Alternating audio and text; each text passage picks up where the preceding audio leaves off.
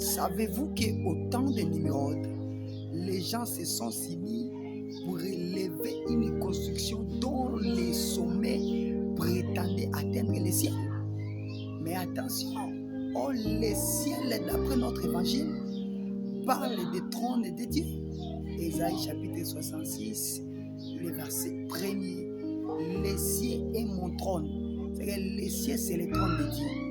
Les trônes de Dieu dont il est question, c'est la maison d'Israël. Je ne raisonne pas parce qu'il est strictement interdit de raisonner sur les Écritures. Mais vous serez d'accord avec les textes bibliques.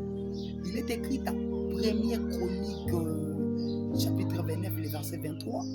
La Bible dit Salomon s'assit sur le trône de l'Éternel comme étant roi à la place de son père David.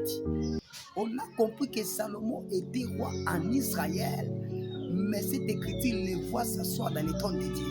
C'est que la maison d'Israël dont il est question, c'est tout un trône.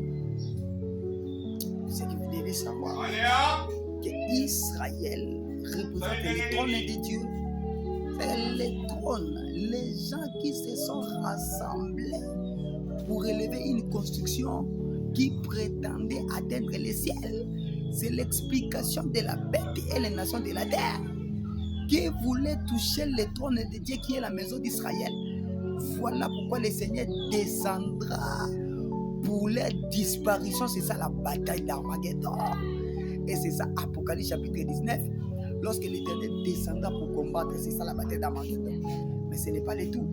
Une muraille qui s'est élevée, qui prétendait atteindre le ciel. C'est aussi l'explication du 2 Thessaloniciens